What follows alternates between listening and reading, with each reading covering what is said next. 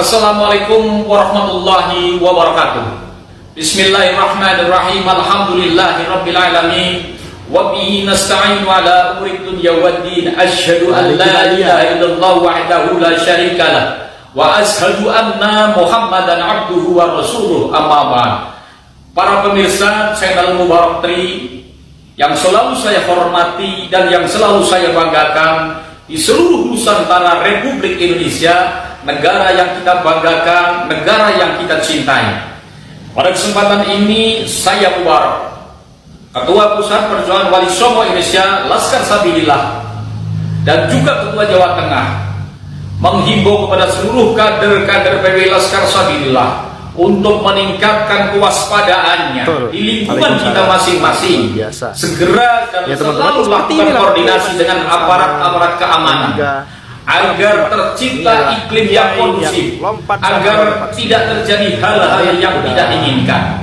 Kemudian saya meminta agar status siaga ini dinaikkan menjadi siaga 1. Gabung kelompok Imaduddin lagi. Kami melakukan ini bukan tanpa alasan, karena setelah kami mendapatkan informasi sebuah voice note dari salah satu habib di daerah Tegal yang melakukan provokasi juga kepada jamaahnya melalui WA group, maka ini harus tingkatkan kewaspadaannya dan lakukan dan siapkan siaga 1.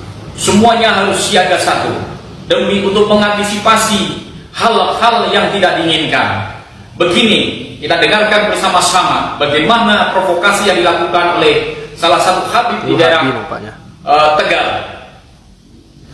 Maaf, habib berisik instruksi ayo aja rame-rame tok wani ora kok berbeda siap ora semua tok kotor. Ciri khas jenggot kayak gini biasanya ayo perjawaannya orang bersatu, tapi ada indikasi ayo jimat juga barisan ya. Lanjut dulu, ayo wis ulama besar bis dari monyet kurang ajar. Ini orang, ayo siap, ayo kumpul. Balik berbeda ya. Walaupun hujan beliau tetap mengisi acara sholawatan bersama. Jangan Anda bilang konser, ini adalah acara sholawatan bersama. Jangan bilang konser, konser itu orang konser musik. Ini bukan musik, ini sholawatan. Itulah salah satu provokasi yang dilakukan oleh salah satu habib di daerah Tegal, yang mana pada minggu besok ya mereka akan memulai majelis pengajiannya, meminta untuk kumpul semuanya di pondok atau di rumahnya habib tersebut. Oleh karena itu saya mohon kepada Tegal Raya, Brebes dan sekitarnya untuk selalu waspada ya, untuk selalu waspada dan selalu berkoordinasi dengan aparat keamanan. Dan saya minta kepada kepolisian juga untuk melakukan pencegahan dini agar tidak terjadi konflik horizontal yang tentunya bisa merembet ke daerah-daerah lain. Kita tetap jaga keutuhan negara Republik Indonesia.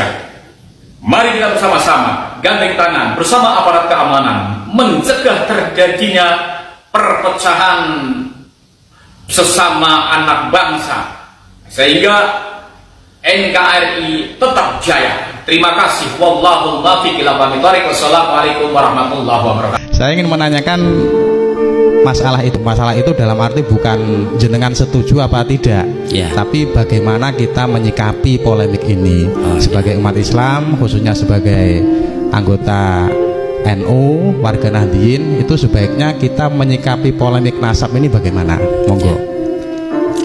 Untuk hal itu sebetulnya sedari awal bahwa manusia itu tidak bisa dilepaskan dari satu keturunan kepada keturunan yang lain. Min bani Adam ila yaumil qiyamah, itu sudah pasti.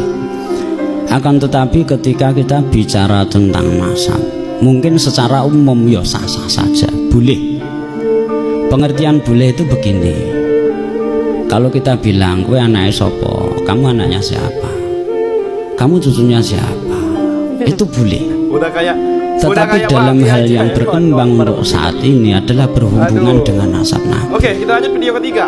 Yang seperti kita tahu, barang siapa dalam satu riwayat hadis yang mengaku bahwa dia anaknya si fulan, akan tetapi memang dia tidak anaknya betul, dia mengaku-ngaku. Falyakat maq'adahu ilan nar. Apakah hal yang seperti ini kemudian kita sikapi? Kita memang tidak harus setuju atau tidak setuju, akan tetapi kita harus tahu bahwa di setiap kegiatan yang ada, di setiap sesuatu yang berkembang yang ada, bukan berarti tanpa sebab. Likulli syai'in sabab. Itu pasti. Apakah kita yang memulai atau mereka yang memulai, atau hari ini kita bersama mereka semua. Tetapi perlu kita ingat bahwa tidak ada satu Al-Quran pun ayat, dalam satu hadis pun ayat, bahwa ketika mereka masih mengatakan bahwa kita itu adalah muslim, sebetulnya tidak usah berbicara tentang banyak hal tentang nasab.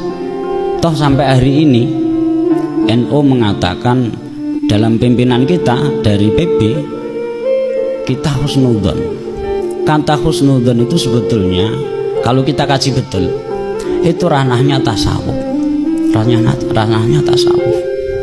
Karena kita tidak tahu secara hakikat bahwa kita ini siapa, apalagi menghakimi orang lain, kue bukan atau tidak atau iya. Itu kan ancamannya sama besarnya, gitu. Ya sama besarnya. Mengaku dan membatalkan. Kan membatalkan. Sama. Sebetulnya sama. Makanya untuk hari ini sebetulnya kullukum fi khatarin azim. Bahwa kalian semua hari ini adalah dalam kekhawatiran yang besar. Tetapi perlu diingat, polemik ini kelihatannya yang besar hanya ada pada Indonesia saja. Karena di Indonesia itu ada kita Ahlus Sunnah wal Jamaah. Andai kata tidak akan pernah berbicara tentang hal itu. Dan perlu diketahui bahwa sebetulnya kita tidak bisa mengelak kalau kita berbicara tentang perjuangan Islam. Karena Islam itu sendiri juga dibawa oleh Nabi. Kalau ada orang mengaku cucunya Nabi, terus kita tidak, bahwa kita tahu Nabi punya cucu dan seterusnya, punya dzurriyyah. Di Al-Quran juga ada dzurriyyatan ba'dhuha min ba'd. Itu pasti. Artinya saya tidak bisa menyimpulkan secara langsung sikap kita bagaimana sebagai orang NU melihat polemik hal seperti itu.